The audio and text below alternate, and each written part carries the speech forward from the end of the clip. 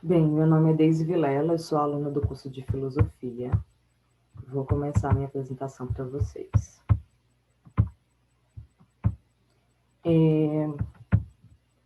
O título da minha pesquisa se intitula Hannah Arendt e as Mulheres, Reflexões sobre a Emancipação Feminina à luz da sua teoria política. A minha orientadora é a professora doutora Maria Simone Marinho Nogueira. A introdução. Nesse projeto de pesquisa, teve-se como objetivo geral resgatar, analisar e compreender o que Hannah Arendt escreveu sobre as mulheres. Partiu-se dos comentários que ela fez aos movimentos de mulheres que lhes eram contemporâneos, e foi feita uma análise desse registro.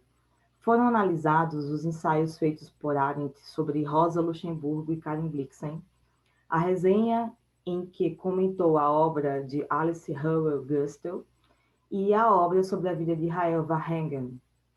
Foram abordados também os conceitos adventianos de natalidade, pluralismo, espaço público e privado na política, com vistas a possibilitar um guia possível de emancipação feminina a partir do pensamento adventiano. Quais foram os objetivos, né? Quanto ao objetivo geral da pesquisa, qual seja, foi retomar, analisar e refletir o que Hannah Arendt escreveu acerca das mulheres. Consideramos que foi atingido através da busca profunda por uma gama de textos e análises dos mesmos, considerando diversos pontos de vista de comentadoras, filósofas e teóricas políticas, mas principalmente pela reflexão sobre os próprios escritos de Arendt.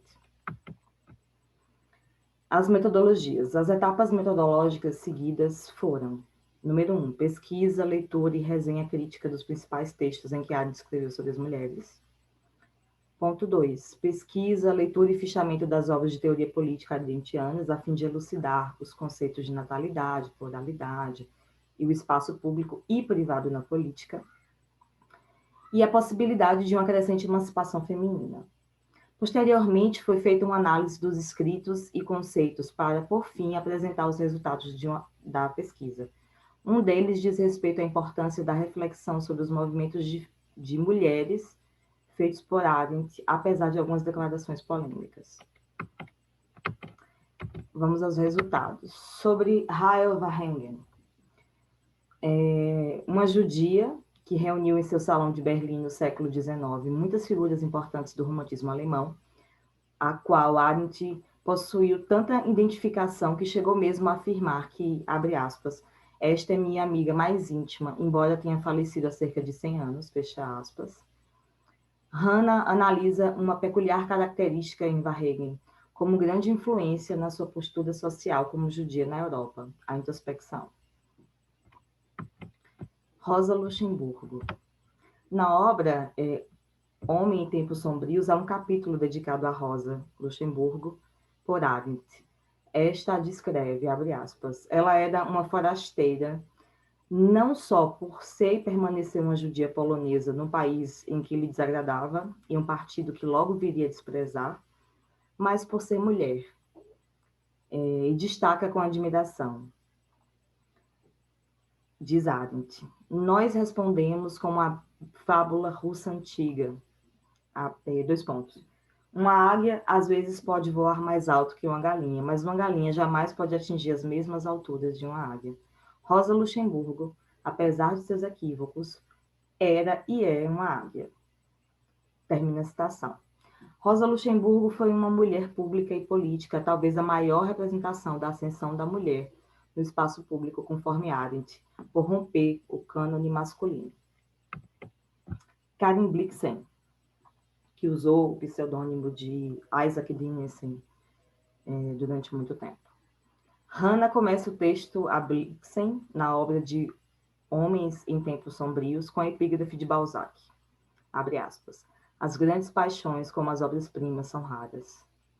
E é assim que ela encarava a baronesa Karen como uma raridade, uma das grandes contadoras de histórias e escritora dinamarquesa, que soube reunir em sua obra uma intensa cultura nórdica e, ao mesmo tempo, um deslumbre pela África. Alice Howell Gustel. O problema feminino na atualidade, dois pontos, um balanço psicológico, é o texto da doutora Alice Gustel, escrito em 1931, alvo de uma resenha feita por Hannah Arendt. Esse texto de Gaskell é marcante no feminismo e antecede em quase 2 décadas O Segundo Sexo, de Simone de Beauvoir. Analisar o que Alice Gaskell escreveu talvez seja uma das únicas vezes que Arendt tem escrito algo sobre o feminismo e se posicionado sobre o tema, ainda que muitas vezes, inevitavelmente, tenha sido confrontada sobre o assunto. Conclusão. Ficou evidente nas pesquisas realizadas e leituras de Arendt, que Arendt fez escolhas de escrever sobre as mulheres acima citadas a partir de uma autoanálise sobre si mesma, levando em conta coisas que eram irrevogáveis e intrínsecas ao seu ser, a sua condição enquanto mulher, judia, apátrida e outsider, provavelmente como uma tentativa de compreender como era viver uma vida sendo uma pária consciente. Nessas biografias espelho estão presentes, implicitamente ou não, os conceitos basilares ardentianos que permeiam toda a sua obra. Para Benhabib, em 2001, abre aspas, Arendt é um exemplo formidável e enigmático de nossas primeiras mães, e que nos leva seriamente a considerar os aspectos da pluralidade do homem e a riqueza social e política que disto advém. Isto significa inserir as mulheres violentamente excluídas no espaço público. Segue aí as referências do projeto de pesquisa e muito obrigada pela atenção.